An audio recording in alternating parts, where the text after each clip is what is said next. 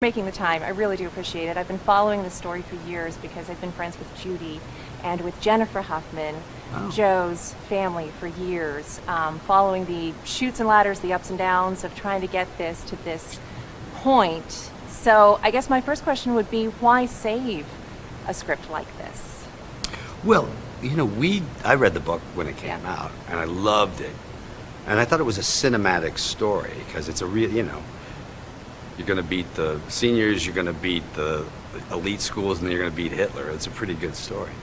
But I didn't know, this went through many different iterations. Many different people had their hands on it. He'd been through it, and then suddenly we got a hold of it. And we had a studio that was willing to make it and help us to put it together. And then it just came down to, can we cast 8 kids that can row, which was tricky. Was that a requirement? Well, none of them had ever rowed before. Okay. Which was a disaster. And by the way, we trained them for like 5 months. But after a month of them training every day, they said, "Come on out and see how they're doing." They had an Olympic, Terry, the Olympic gold medalist, is training them. And when we finished, I got in the car with my buddy Grant. We were like, "This is a disaster. It was the worst thing I've ever seen in my life." And so we scheduled all of the rowing for the very end of the movie and trained them the whole time. Yeah. And by the end, they got it down, and they were really good. Oh, good. And then with the group itself, you have ensemble cast movies, a long legacy of those, but usually with A-listers. I don't want to insult anybody, but usually the actors here pretty much are on par. They're on the same level. She's calling our actors like B-list. I'm sorry. Was that intentional, knowing that this was supposed to be a book and a story about a group coming together, not one necessarily individual? You don't have a Radcliffe, you don't have a Hemsworth in the I don't have any of the Hemsworths, and there's several of them. There's like plenty to 3, choose there's from. 5, 6 of those. No, the reality was you want to have it be young, sort of not all that well-known actors, although some of them are. Jack people know, and people knew Callum a little bit.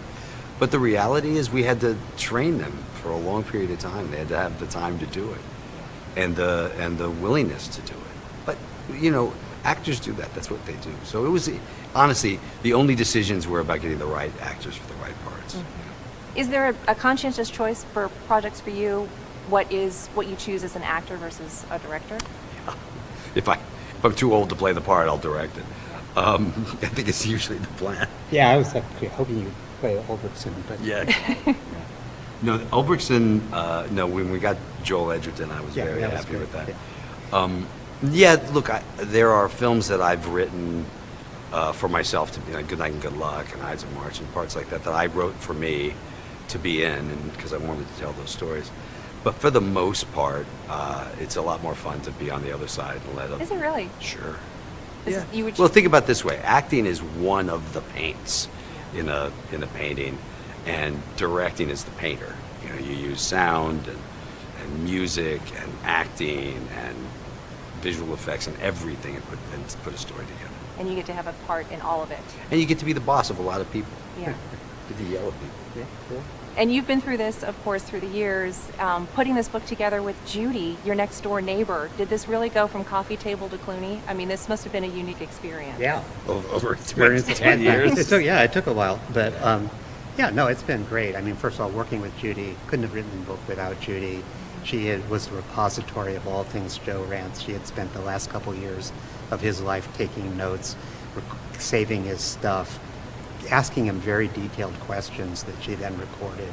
So I had this treasure trove. For the Joe Rance character, I had this treasure trove of stuff to work with. And then she also introduced me to the family members of all the other guys in the boat. So it took a couple of years just to sort of meet everybody and get my hands around the story. But yeah, without Judy, couldn't have done it. And Joe was... And let me also say, because he's always very modest about this is an extraordinary piece of literature, and without Dan, none of this happens, right? Because it's an amazing story about a bunch of kids who got together because they needed to and rowed and won the gold.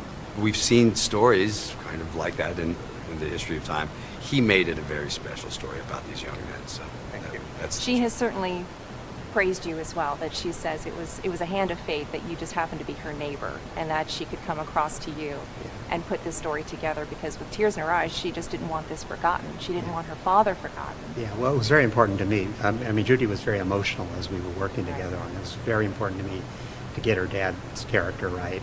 And then as I went on, it was very important to me as, these are real people whose lives I'm talking about. So it becomes important to get them right on a personal level, or to do the best you can with what you have. So it's kind of burdened, but I'm really glad that the families have all been. And you're no stranger to his stories, but to find one in Seattle, I mean, we're basically southern Canada to most of the country. Right. We aren't the place where history comes from. Right. To find a story like this with this kind of touchstone to the University of Washington, to our city, Right. How does that make you feel that there actually was something to tell about this area?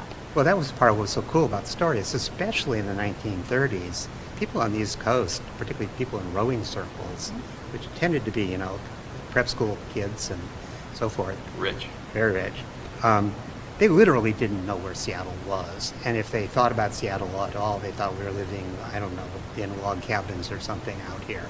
So I didn't realize until I started reading the Eastern newspapers how prevalent that view was in the 30s of the West Coast. So as a Westerner, it felt good to sort of get that part of the story in there. Give us a bit of a reflection. If I have just a little more time, I wanted to ask two specific questions, because the movie being filmed in England, the backdrop is a little bit different than what we see out here, but there is something that you built to the T, a perfect replica. If people are watching the movie, what are they going to see that You're really going to see the boathouse. I mean, it was such a tragedy after we built it that we had to take it apart, because it was such a beautiful piece of architecture.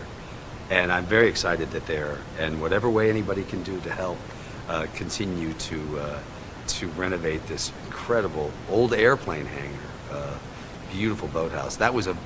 We were very excited to be able to build it. And the last question, although you were able to build the boathouse, there might be something missing from the movie. I haven't seen it yet, but talking to Judy, Jennifer, people who have, the one question they do have is, where is the rain? It rained. Are you kidding? London? It rains every day in London. No, the funny thing was, and it was a very active choice. We came here and we looked at everything, and the problem is that Seattle doesn't look like Seattle in 1936, and so we had to find places that had less buildings on them and be able to shoot like that. So that was the only reason, because the weather in London is fairly similar to the weather here. Yeah, right. Am I on time? That was what I had? She did All right. very well. Great.